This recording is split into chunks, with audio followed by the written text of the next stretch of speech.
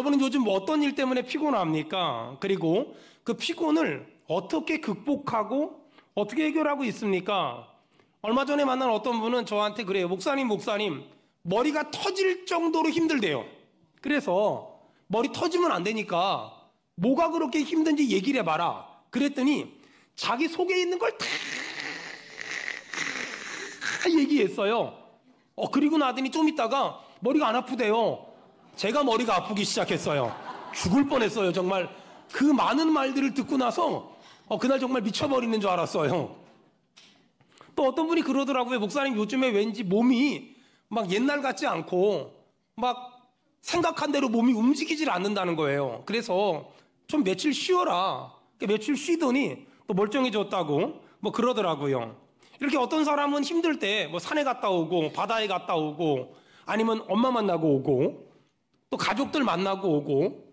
제가 선교사님들 지난 월요일 날 말씀을 전했는데 많이 힘드시고 많이 좀 어렵다 그래서 어떻게 하면 좋겠냐 그래서 너무 선교지만 있지 말고 가끔 한국 와가지고 엄마 만나고 아빠 만나고 가족들 만나고 한국 음식 먹고 들어가라. 그러면 그냥 피곤한 게 다 없어질 거다. 이렇게 말씀드렸더니 비행기 값 보내달라고.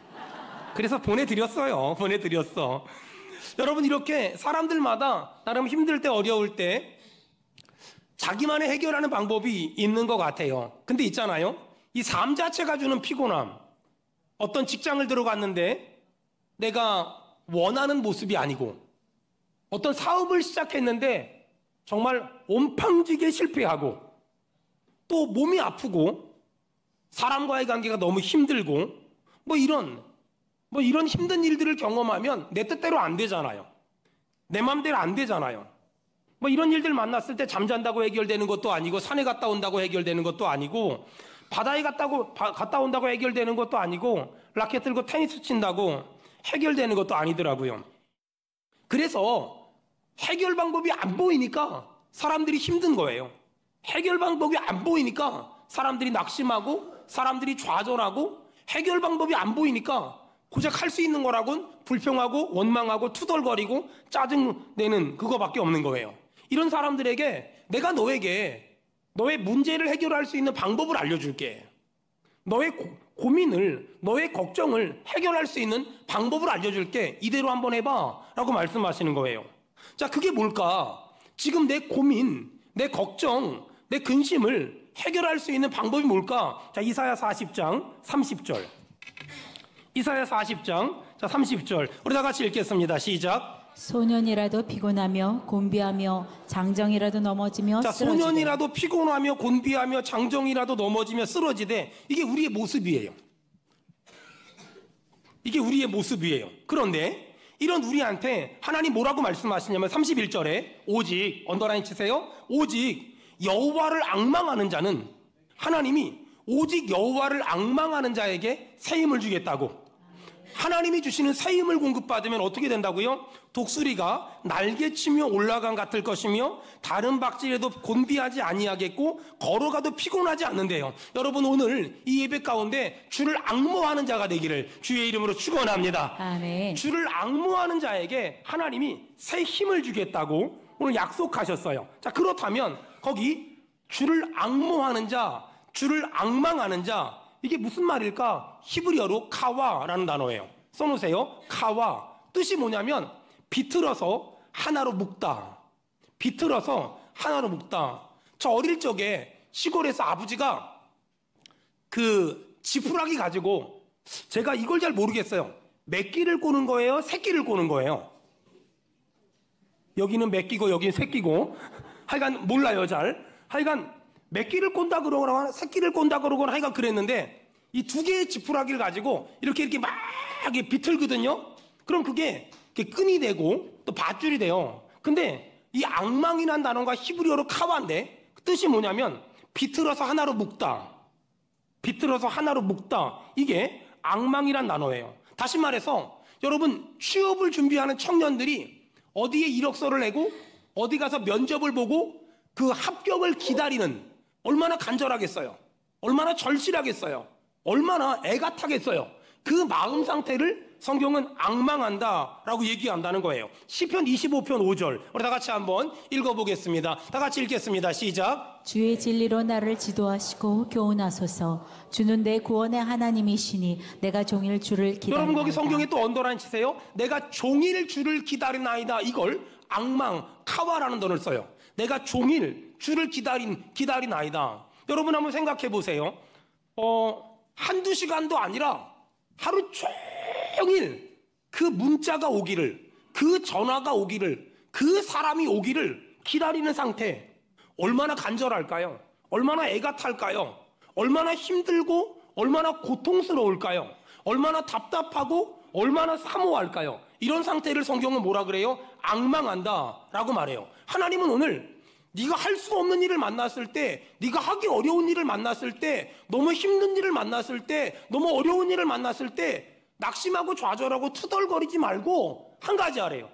주를 앙망하래요. 주를 앙망하면 새 힘을 줄 테니까 하나님이 주시는 새 힘을 받으면 독수리가 날개침처럼 올라갈 같을 것이며 달려가도 피곤하지 않을 것이며 걸어가도 곤비하지 않을 줄로 믿습니다. 아멘. 하나님은 오늘 내 뜻대로 안 되고 내 능력으로 안 되고 내 방법으로 안 되는 수많은 문제들 앞에서 그거 하래요. 주를 앙망하라, 주를 앙모하라 라고 말하는 거예요. 제가 목회를 하면서 깨달은 게 하나 있는데 기도하는 것보다 100배 1000배, 10,000배 힘든 게 뭐냐면 기다리는 거예요. 기도는 그냥 하면 되는데 기다리는 건 도대체 언제 응답을 주는데, 도대체 하나님의 때가 언젠데 얼마나 답답하고 얼마나 속상한지 몰라요. 저 어릴 적에 엄마한테 물어봤어요. 엄마 우린 언제 부자 돼? 이렇게 물어봤어요. 그랬더니 우리 엄마가 내년에 된다 그러더라고요. 내년이 돼서 또 물어봤어요. 엄마 우린 언제 부자 돼? 내년이 된다 그러더라고요. 아직까지 소식이 없어요. 하나님이 언제 말씀을 하시는지, 하나님의 때가 언제인지 어떻게 아냔 말이에요. 하지만 여러분, 신앙생활에서 가장 중요한 게 뭐냐면 기도보다 더 위대한 게 뭐냐면 기다릴 줄 아는 거예요. 아담을 보세요. 아담은 기다리는 과정 없이 어른이 됐어요. 근데 예수님은요, 동정녀 마리아에게서 태어나셔서 갓난 아기부터 어른이 되는 모든 과정을 거쳤어요. 여러분, 사울은요, 기다리는 과정 없이 어느 날 사무엘에게 붙잡혀서 왕이 됐어요. 하지만 다윗은요, 정말 오롯이 기다리는 과정을 통해서 왕이 됐어요. 여러분, 성경을 보면 기다림 없이 어떤 결과를 만든 사람들은 다 망했어요. 반대로 엄청난 기다림을 통하여 그런 수준까지 올라간 사람들은 다 잘 됐어요. 요셉은 꿈을 꾼 지 13년 만에 애굽의 국무총리가 됐고, 엘리야는 갈멜산에서 그 이방 선지자들과 전투하기까지 3년 6개월이 걸렸어요. 성경에 가장 오랫동안 기다린 사람이 누굴까? 모세요.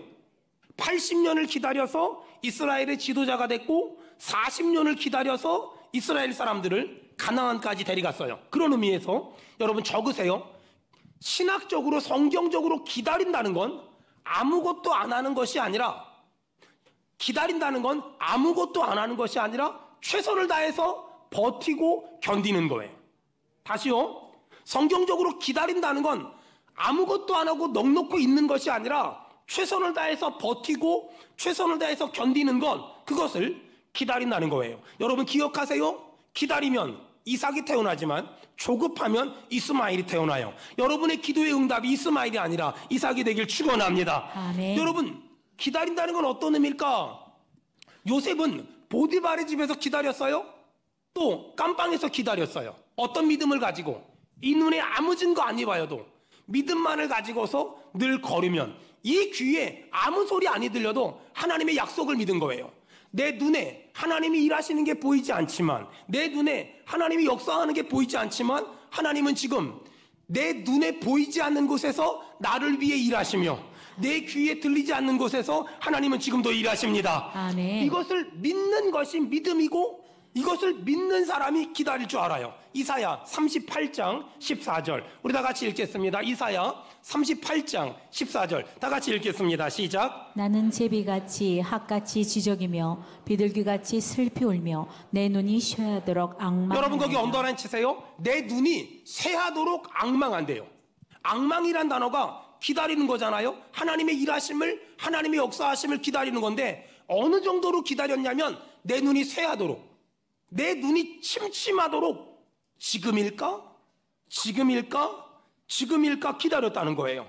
여러분, 이렇게 내 눈이 침침하도록 하나님의 일하심을 앙망하며 내 눈이 쇠하도록 하나님의 역사하심을 기다리는 사람, 하나님은 그 사람에게 새 힘을 주겠다고, 새 능력을 주겠다고 오늘 약속하셨어요. 여러분, 이렇게 하나님을 앙망하기 위해서는 하나님이 누군지, 하나님이 얼마나 위대하시며 하나님이 얼마나 대단하신지를 알아야 돼요. 여러분, 하나님을 믿는 사람이나 믿지 않는 사람이나 하나님이 위대하시다, 하나님이 대단하시다 다 알아요. 문제는 뭐냐면 상식적으로 일반적으로 아는 것과 하나님을 제대로 정확히 아는 건 완전히 달라요. 상식적으로 일반적으로 아는 사람은 하나님을 앙망하진 않아요. 눈이 쇠하도록, 눈이 침침하도록 그 정도로 앙망하진 않아요. 하지만 하나님을 정확히 알고 하나님을 진짜 아는 사람은 내가 의지할 건 예수밖에 없으며 내가 바라볼 건 하나님밖에 없으며 나를 도와줄 분은 예수밖에 없으며 아멘. 내가 기댈 분도 하나님밖에 없으며 아멘. 나는 은혜가 아니면 아무것도 할 수 없으며 하나님이 역사하지 아니하시면 아무것도 할 수 없습니다. 아멘. 이 믿음이 있는 사람은 하나님을 눈이 침침해지도록 앙망하고 눈이 쇠잔해지도록 앙망한다는 거예요. 지금부터 아주 짧게 하나님이 얼마나 위대하시고 하나님이 얼마나 대단한 분이신지 설명할게요. 시편 145편 3절. 시편 145편 3절. 다 같이 읽겠습니다. 시작. 여호와는 위대하시니 크게 찬양할 것이라. 그의 위대하심을 측량하지 못하리로다. 여호와는 위대하시니, 여호와는 위대하시니. 신명기 10장 17절. 신명기 10장 17절. 다 같이 읽겠습니다. 시작. 너희의 하나님 여호와는 신 가운데 신이시며 주 가운데 주시요 크고 능하시며 두려우신 하나님이시라. 아멘. 너희 하나님은 신 가운데 신이시며 주 가운데 주시요 크고 능하시며 두려운 하나님이래요. 야, 이분이 우리가 아버지라고 부르는 하나님이라는 거예요. 여러분, 이사야 선지자가 40장 26절, 이사야 40장 26절 다 같이 읽겠습니다. 시작. 너희는 눈을 높이 들어 누가 이 모든 것을 창조하였나 보라.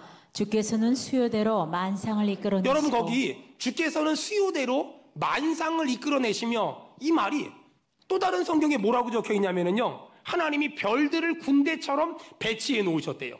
하나님이 이 땅에 별들을 군대처럼 배치해 놓으셨대요. 오와 열을 맞춰서.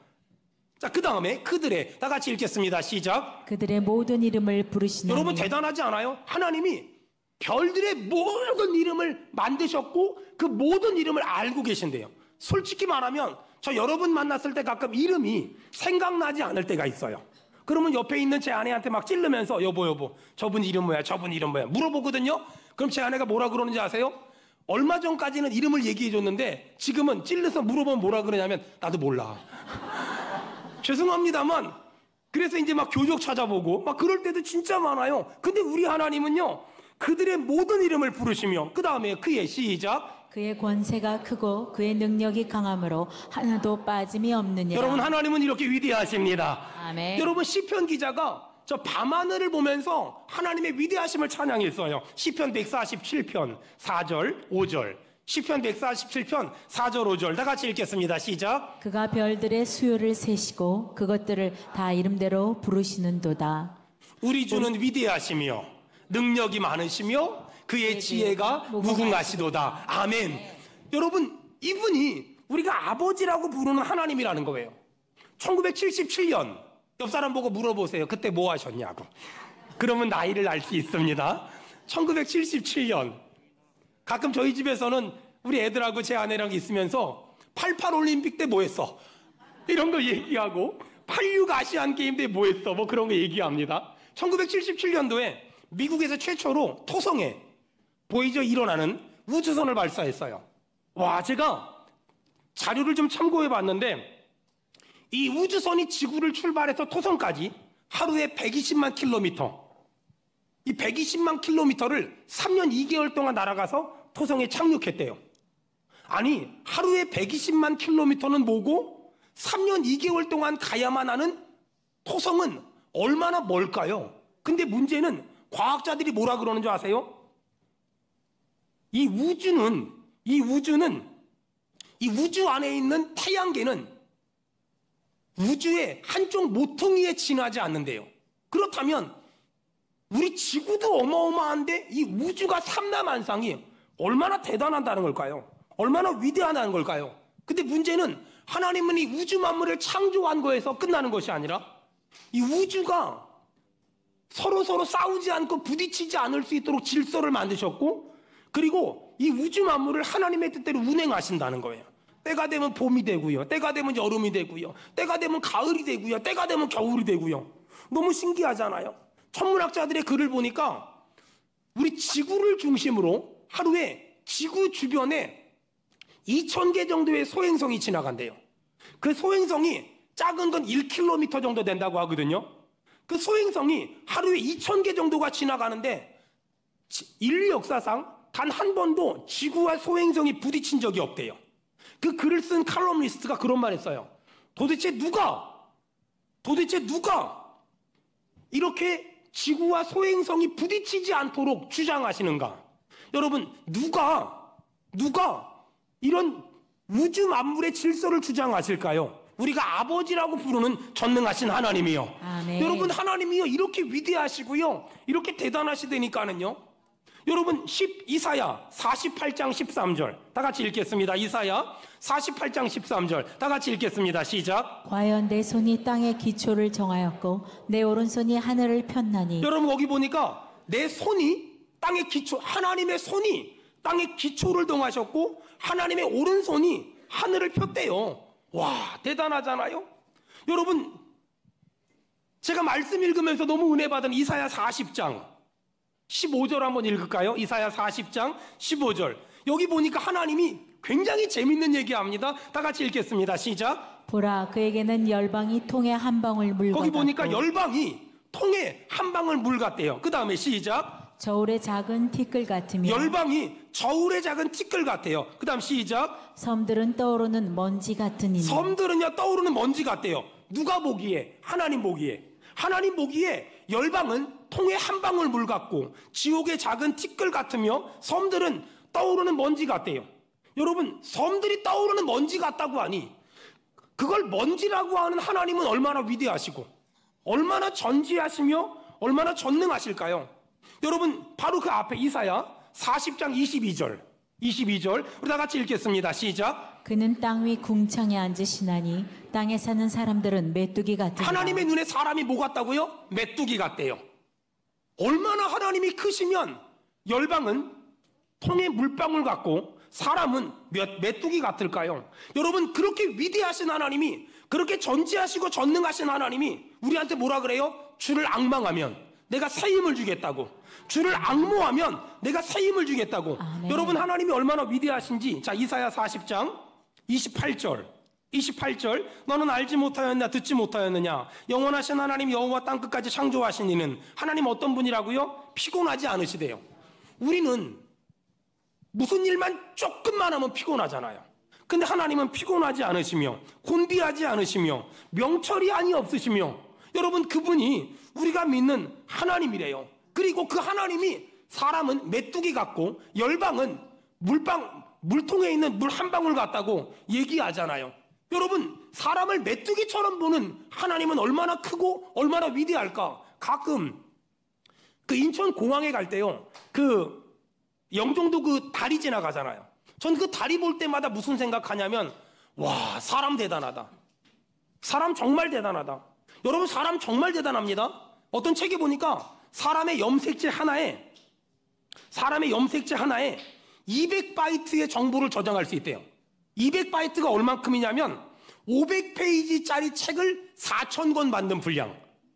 그 양을 사람의 염색체 하나에 저장할 수 있대요. 여러분, 이렇게 사람이 대단하니까 우리나라 대한민국에 자칭 하나님이라고 말하는 사람이 28명, 예수님이라고 말하는 사람이 50명, 성령님은 192명.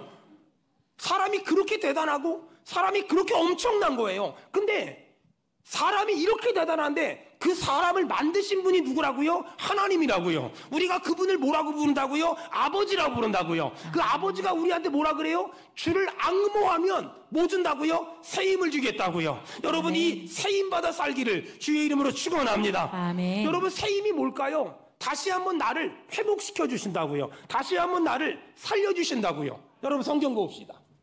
이사야 40장 31절.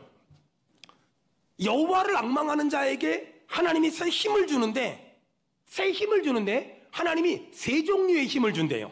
첫 번째가 어떤 힘일까요? 언더라인 치세요. 독수리가 날개치며 올라감 같은 힘.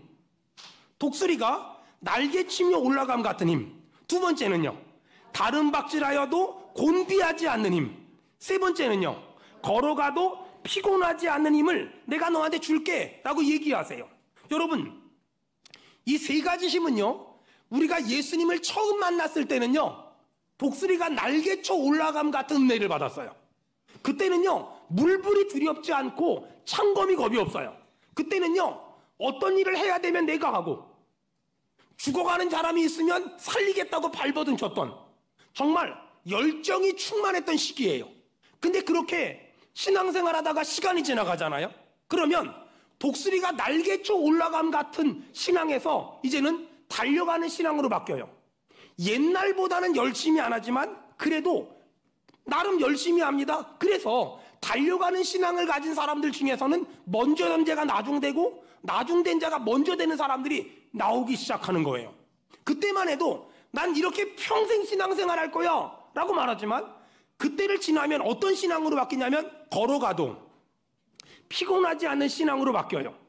여러분, 걸어가도 피곤하지 않는 신앙으로 바뀌면 지금 막 은혜 받고 독수리처럼 날아가는 사람들은, 그리고 다른 박질에도 곤비치 않는 은혜를 가진 사람들은 걸어가는 사람들한테 무슨 신앙생활을 저렇게 뜨뜻미지근하게 무슨 신앙생활을 졌다고 그래 라고 말하지만, 독수리가 날아가는 것처럼 신앙생활하는 것도 귀하고 다른 박질하는 신앙도 귀하고 걸어가는 신앙도 너무 귀한 거예요. 여러분, 걸어가는 신앙을 절대 무시하면 안 되는 게, 그 사람들은 뭔가 큰 일을 하거나 뭔가 대단한 일을 하진 않지만 한결같이 항상 그 자리에 늘 있어요.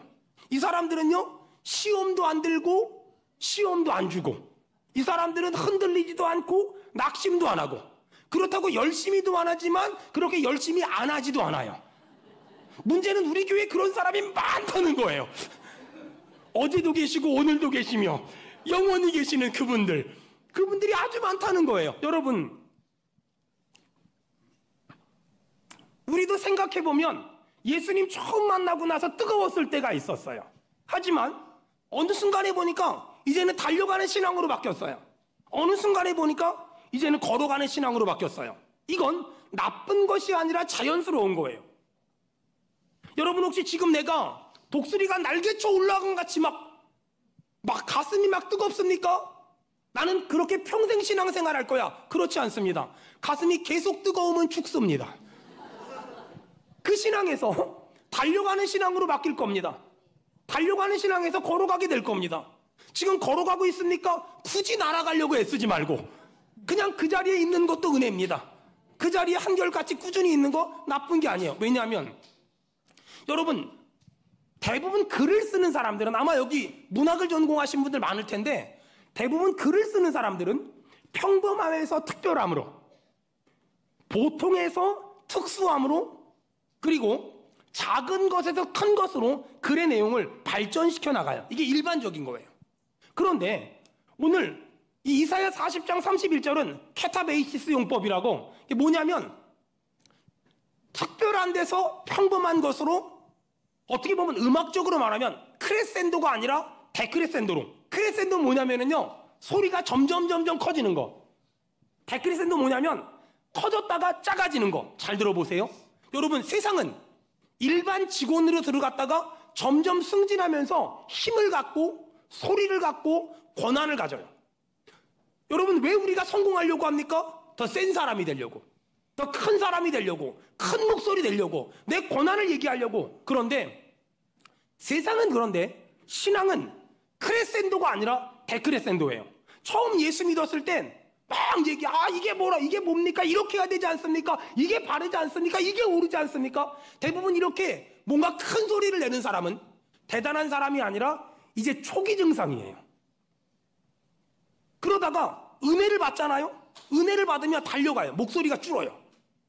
그 다음에 걸어가는 신앙이 되잖아요? 숨만 쉬어요. 이런들 어떠하리? 저런들 어떠하리? 그러면서 자기 자리 꿋꿋이 지켜나가요. 여러분, 이걸 갈라디아서 2장 20절에 뭐라고 말하냐면, 내가 그리스도와 함께 십자가에 못 박혀 죽었나니 그런즉 이제 내가 산 것이 아니라 내 안에 예수가 사는 것이라. 대부분의 사람들은 신앙생활을 독수리가 날개쳐 올라간 같이 혼자 교회 일 다 하고, 혼자 사역 다 하고, 혼자 이것저것 다 하고, 이런 신앙이 굉장히 믿음 좋은 것 같지만, 하나님은 지금 이런 신앙이라면 이제 그만 날고 달려가래요. 달려가는 사람들에게 하나님 뭐라 그래요? 그만 달려, 숨차, 걸어가. 그러면서 내 자리 지키고 내 사역의 자리 지키면 돼. 여러분, 달려가는 신앙, 날아가는 신앙을 가진 사람들은 어떤 줄 아세요? 맨날 앉아서 그게 문제고 이게 문제고 저게 문제고 권혜린 권사님이 문제고 손순남 권사님이 문제고 우리에겐 저 사람 때문에 안 되고 막 얘기해. 이게 날아가는 신앙이에요. 달려가는 신앙 하잖아요. 근데 약간 그 증상이 남아있어요. 걸어가잖아요. 나만 잘하면 돼. 나만 똑바로 하면 돼. 나만 잘하면 돼. 저는 우리 수원내 교회가요, 저만 잘하면 아무 문제가 없는 교회예요. 사고 치지 않겠습니다. 절대 사고 치지 않겠습니다. 늘 이런 마음으로 신앙생활하는 거예요. 여러분, 독수리가 날개쳐 올라감 같이 신앙생활하는 거 귀한 거예요.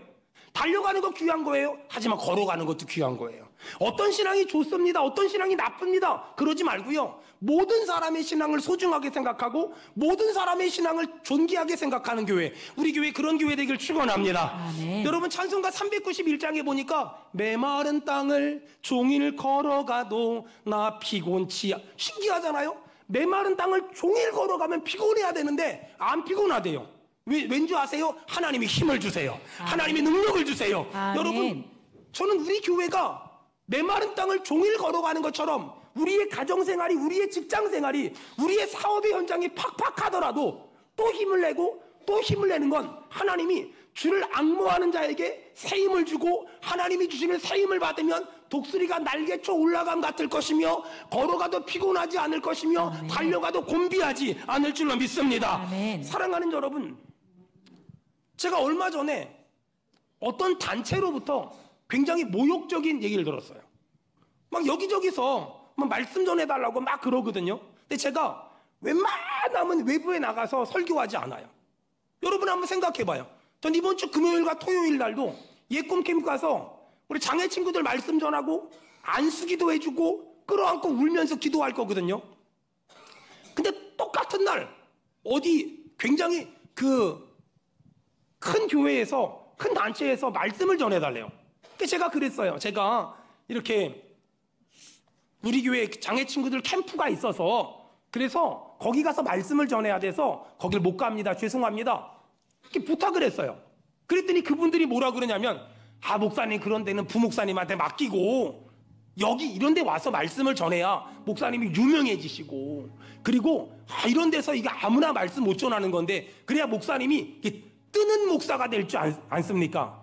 저는 안 뜨고 싶습니다. 저는 생각을 해봐요. 남의 자식 수천 명 설교하는 것보다 내 자식 한 명한테 설교하는 게 맞지 않나? 남의 자식 수천 명 밥 먹이는 것보다 내 자식 한 명한테 밥 먹이는 게 더 유익하지 않나? 전 그런 생각이 있어서 거기 안 가겠다 그래서. 그랬더니 이분들이 굉장히 이렇게 막 이런 거 있잖아요. 너만 잘났냐? 너만 잘났냐? 그래서 제 주변에 수많은 사람들이 저를 보고 뭐라고 부르는 줄 아세요? 모임도 안 나와, 외부 집회도 안 다녀, 모두 안 해. 그러니까 일반적으로 쓰는 말로 너만 돕고 다니냐 이런 말들 많이 하거든요. 그래서 그냥 그렇게 살아요. 근데 너무 전화를 끊고 났는데 약간은 좀 마음이 힘들었어요. 굉장히 저에 대해서 이렇게 좀 안 좋게 말을 하셔서 마음이 힘들었어요. 그래서 막 혼자 목양실에 앉아서 막 기도를 하는데 하나님이 말씀을 딱 기억나게 하시는 거예요. 요즘에 제가 이 영적으로 살아있다는 게 느끼는 게 뭐냐면, 기도만 하면 응답이 있고 기도만 하면 말씀이 있어요. 신기해요. 너무너무 제가 내가 요즘에 영적으로 이게 회복이 막 되는구나 막 느껴요. 여러분이 인정할지 모르지만 담임 목사 23년 역사 중에 지금 상태가 제일 좋습니다. 하나님이 그렇게 속상한 마음을 가지고 기도하는데 하나님 말씀을 주시는 거예요. 여러분도 한번 찾아보세요. 디모데전서 4장 4절. 디모데전서 4장 4절. 자, 우리 다 같이 읽겠습니다. 시작. 하나님께서 지으신 모든 것이 선함에 감사함으로 받으면 버릴 것이 여러분 거기 없나니. 언더라인 쳐보세요. 감사함으로 받으면 버릴 것이 없나니. 여러분 때로는 어떤 사람이 말도 안 되는 얘기예요. 아니 권사님 왜 그거 그렇게 해요? 그러면 아니 감히 권사한테 이러지 말고요. 감사함으로 받으면 버릴 게 없대요. 감사함으로 받으면 버릴 게 없대요. 아니 왜 찬양을 그렇게 해요? 감사함으로 받으면 버릴 게 없대요. 아니 성가대 왜 그렇게 해요? 감사함으로 받으면 버릴 게 없대요. 내일 출근하잖아요. 어떤 계약한 사람이 뭐 말도 안 되는 얘기를 해. 감사함으로 받으면 버릴 게 없대요. 여러분 내가 원하지 않는 일이 벌어졌어요. 감사함으로 받으면 버릴 게 없대요. 여러분 감사함으로 받으면 버릴 게 없대요. 우리는 내 마음에 안 들면 불평하거든요. 원망하거든요. 투덜거리거든요. 그러지 말래요. 하나님 뭐라 그래요? 감사함으로 받으면 버릴 게 없대요. 아니 제가 예배 올라오기 전에 우리 영화가 받은 복을 세어보아라. 크신 복을 내가 알리라. 감사함으로 받으면 버릴 게 없습니다. 감사함으로 받으니까 받은 복을 세어보라는데 아니 하필이면 화장실에 걘 안에 전 밖에 나보고 하는 거지 뭐 누구 보고 하겠어? 받은 복을 세어보아라. 크신 복을 내가 알리라. 아우 얼마나 그 말씀이 찔리는지. 여러분 감사함으로 받으면 버릴 게 없대요. 여러분 오늘 하나님은 우리에게 너무너무 우리가 붙잡아야 될 말씀을 주세요. 자 이사야 40장 다 같이 크게 읽읍시다. 31절 오직 여호와를 우리 다 같이 크게 읽겠습니다. 시작. 오직 여호와를 앙망하는 자는 새 힘을 얻으리니 독수리가 날개치며 올라감 같을 것이요 다른 박질하여도 곤비하지 아니하겠고 걸어가도 피곤하지 아니하리로다. 할렐루야. 아멘. 여러분 이 은혜가 있길 축원합니다. 아멘. 주를 앙모한다는 게 뭘까? 첫째, 내 걱정, 근심, 염려 하나님께 다 기도로 맡기는 거예요. 아멘. 내 걱정, 근심, 염려 다 기도로 맡기세요. 맡기면 하나님이 책임지고 맡기지 않으면 하나님이 아무것도 책임 안 져요. 저 어릴 적에 목욕탕 가잖아요. 그럼 목욕탕 주인 아줌마 뒤쪽에 글귀가 있었어요. 귀중품은 주인에게 맡기세요. 그 밑에 뭐라고 써있냐면 맡기지 않은 물건은 책임지지 않습니다. 여러분 하나님의 음성이에요. 귀중품은 주인에게 맡기세요. 자녀, 가정, 미래, 진로 귀중품은 주인에게 맡기세요. 맡기면 하나님이 책임질 거고 맡기지 않으면 하나님이 책임지지 않을 거예요. 성 안토니아라는 수도사가 전도 여행을 다니다가 구두가 해져서 구두방에 들어갔어요. 구두를 고치다가 구두 수송공에 물어봤어요. 선생님 자녀가 몇 명이에요? 8명이에요. 가족이 10명이에요 그럼? 그랬더니 아니요 12명이에요. 아니 구두를 고쳐서 어떻게 12명이나 먹고 살아요? 이렇게 물어봤어요. 그러자 그 구두 수송공이 이렇게 얘기했어요. 먹고 사는 건 하나님이 아시고요 저는 열심히 구두를 고칠 뿐입니다. 이게 맡긴 사람이에요. 주를 앙모한다는 건 뭐냐면 내 모든 걱정, 근심, 염려를 전부 주께 맡기는 거예요. 둘째, 주를 앙모한다는 게 뭐냐면 여기 영어 성경에 있는 사람들은 보세요. 주를 앙모한다는 건 영어로 fear. fear가 뭐냐면 두려워하는 거예요. 여러분 신앙생활은요 하나님을 두려워할 줄 알아야 돼요. 하나님을 두려워할 줄 알아야 돼요. 하나님을 무서워할 줄 알아야 돼요. 여러분 저희 어릴 적에는요 목사님의 설교 들으면은요 매주마다 설교에서 나오는 말이 있었어요. 그따위로 하면은 그 하나님한테 혼난다고, 그따위로 하면 하나님한테 벌 받는다고, 신앙생활 그따위로 하려면 하지 말라고. 그리고 맨날 불순종해서 망하고 불순종해서 저주받고 불순종해서 어려움 당한 그런 얘기만 맨날 들었어요. 그러다 보니까 제 마음 한쪽엔 무서운 하나님, 두려운 하나님. 근데 요즘에는 어떤 설교를 들어도 무서운 하나님, 두려운 하나님은 없고 사랑의 하나님, 좋으신 하나님만 계속 얘기하거든요. 여러분 둘 다 놓치면 안 돼요. 하나님은 너무 좋은 분이지만 절대 함부로 하면 안 되는 분이세요. 전지하시고 전능하신 분이잖아요. 우리의 생사화복을 주관하시는 분이잖아요. 사람을 살리기도 하고 죽이기도 하는 분이잖아요. 그렇다면 그 하나님을 두려워할 줄 알아야죠. 그 하나님을 경외할 줄 알아야죠.